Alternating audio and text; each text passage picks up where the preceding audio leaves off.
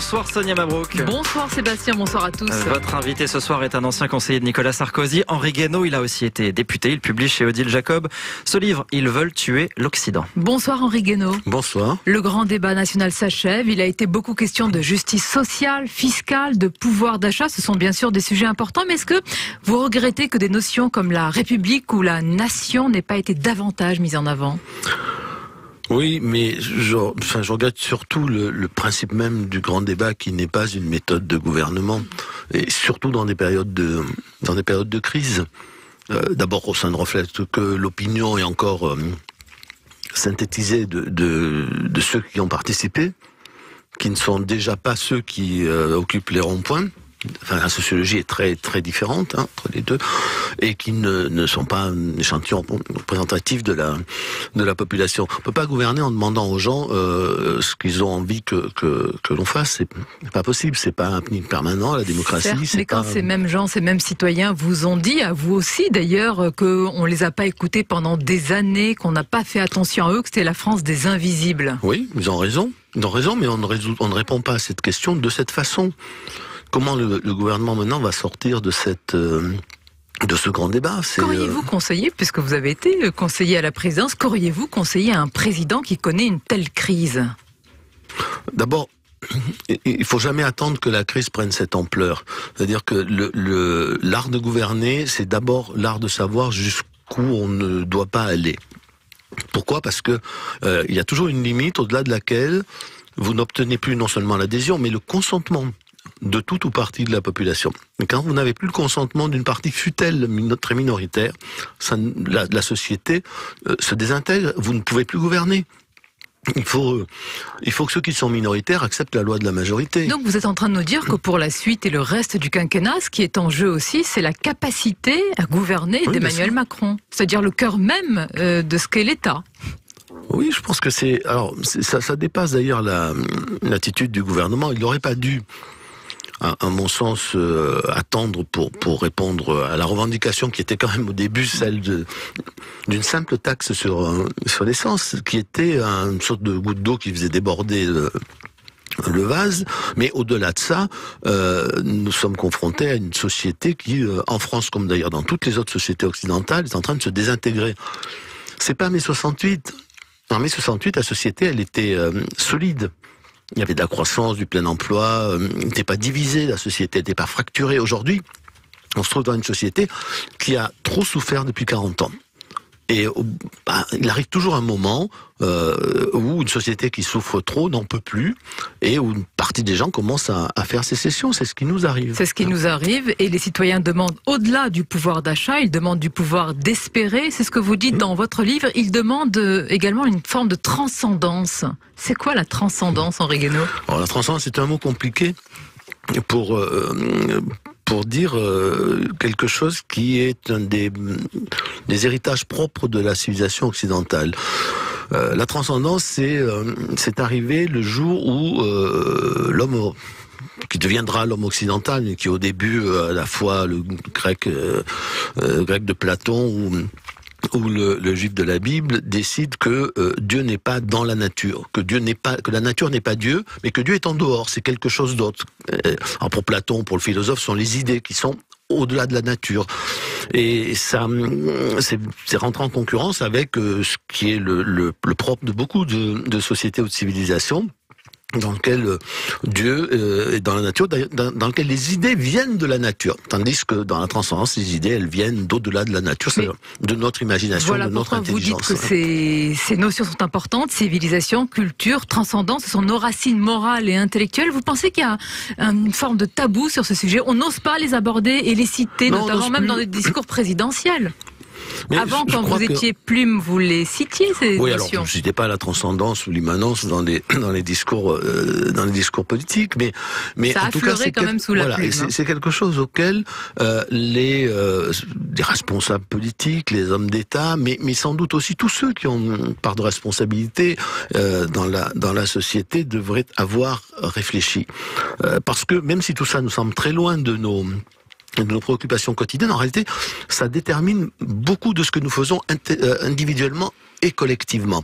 Et lorsqu'une société est en crise, c'est encore plus important de chercher ce qui ne va plus dans nos idées, dans notre façon de nous représenter le monde, dans notre sensibilité, notre façon d'appréhender la connaissance, de notre rapport à l'action, notre rapport à la nature. Notre rapport aux idées. Ce sont les idées qui gouvernent le monde. Oui, mais qui nous empêche justement de faire ce travail? C'est le titre, c'est contenu en tous les cas dans le titre de votre livre. Ils veulent tuer l'Occident. Est-ce que ce « ils » renvoie à ceux qui se situent eux-mêmes, d'ailleurs, dans le camp du bien, généralement le camp des progressistes? Alors, d'abord, ce mot progressiste, il a un destin assez étonnant. Quand j'étais jeune, on appelait progressiste le socialisme tiers-mondiste. Vous savez, effectivement, ça a évolué. Les leaders, c'est leaders d'après la décolonisation, qui cherchaient à extirper leur société de la culture traditionnelle, de leur passé, de leur histoire, etc., pour les plonger dans une forme d'occidentalisme, d'ailleurs, qui était socialiste, marxiste. On essayait de faire table rase du passé, de créer un homme nouveau. Et aujourd'hui, c'est passé, le progressisme est passé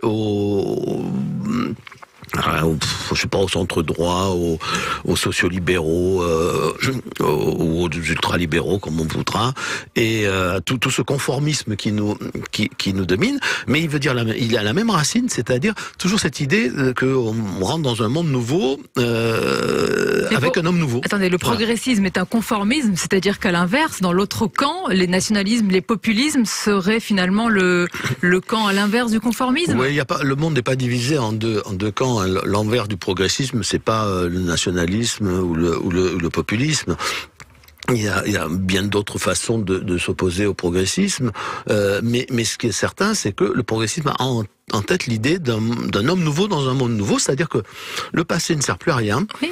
La profondeur historique est gommée, nous n'avons plus de leçons à recevoir de nos aïeux, nous ne ferons plus les mêmes fautes qu'eux, et nous ne subirons plus les mêmes conséquences. Ça n'est pas vrai. Vous dénoncez ceux qui veulent nous couper en fait nos racines et nous transformer en hommes ou femmes nouveaux ou nouvelles, mais ce délitement, Henri Guénaud, auquel nous assistons, il a aussi été accéléré par ceux qui nous gouvernent quelque part.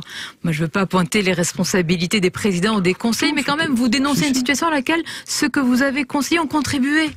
Oui, mais tout le monde a contribué, il n'y a pas que les politiques, hein, les responsables économiques, les autorités morales, culturelles, ceux qui ont inventé l'éducation telle qu'elle est aujourd'hui dans tous nos pays. Il y a cette idée, encore une fois, que déjà l'avenir, ça doit être, enfin c'est quelque chose qui coûte trop cher, donc on veut de l'immédiat. Et puis le passé, ça ne sert à rien.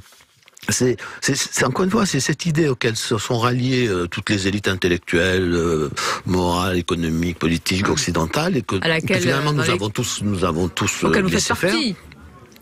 Comme vous en faites partie aujourd'hui. Oui, bien sûr, mais je prends ma part de responsabilité, si vous voulez. Non, j'en veux pas. J'essaie de comprendre votre démarche, parce qu'Henri Guénaud, dans votre livre, vous ne racontez pas en fait le long déclin de l'Occident. C'est pas comme d'autres. Vous ne théorisez pas la décadence. Au contraire, vous croyez dans le sursaut. Vous croyez dans le réveil de la civilisation occidentale. Oui, alors ça m'empêche pas d'être inquiet. Je crois juste que quand on oublie que le progrès matériel ne se confond pas avec le changement de nature de l'homme, eh bien, on s'engage sur une voie extrêmement dangereuse, et nous disons, c'est pas la première fois. Hein, il y a eu les années 30, il y a eu la guerre de 14 et les déchirements de la société avant cette guerre de 14. Et donc aujourd'hui, où nous prenons conscience de cette situation qui est en train de nous rapprocher d'un gouffre dont nous sommes déjà approchés, dont nous avons survécu, nous sommes sortis par miracle. Hein, nous ne sommes pas devenus des bêtes sauvages dans les années 30 et 40, mais nous avons bien failli nous retrouver dans un monde totalement sauvage, où il n'y avait plus que la bestialité. Et pour ne pas basculer dans ce gouffre, il y a des mots, des concepts, des notions qui sont utilisés, qui sont cités dans ce livre. Transcendance, sacré, spiritualité. On n'a pas l'habitude de vous entendre parler de cela. Il y a une forme de mystère et de mystique en vous. Je pense qu'il ne peut pas y avoir de société humaine sans une part de mystère, de même qu'il peut pas y avoir de société humaine sans une part de sacré. Le sacré, vous savez, c'est quoi sinon ceux dont la transgression est scandaleuse. Mais si on peut tout transgresser sans que ça soit scandaleux, plus rien ne vaut rien. Il n'y a plus de limite à rien. Donc il nous faut du mystère parce que le mystère, ça nous renvoie à l'intimité aussi de l'être. Nous avons besoin de cette intimité. La civilisation de la transparence est tyrannique, elle est totalitaire. Bon, la civilisation où il n'y a plus de sacré n'est plus une civilisation parce que tout est permis. Nous sommes aujourd'hui accablés par le nihilisme, par l'utilitarisme. On va pas à l'école on devrait pas aller à l'école simplement pour être prêt à occuper un emploi. On y va d'abord pour devenir un adulte, pour devenir un homme libre. D'abord, c'était ça la grandeur de l'école de la République. Et puis en plus très menacé par le relativisme, c'est-à-dire tout se vaut, dont rien ne vaut rien. Voilà. Donc injecter de la transcendance, du sacré, de la spiritualité, du mystère aussi un petit peu dans... Préserver un minimum de mystère et accepter l'idée que c'est important. Et que... Pour ne pas tuer l'Occident, c'est le titre, en tous les cas le titre c'est « Ils veulent tuer l'Occident » et vous proposez un antidote. Henri Guénaud, merci d'être venu ce soir. Merci ce livre paraît chez Odile Jacob. Merci à vous. Merci Sonia Mabrouk, bon week-end à vous et bon week-end à vous aussi Henri Guénaud. Il est 19h20 sur Europe 1.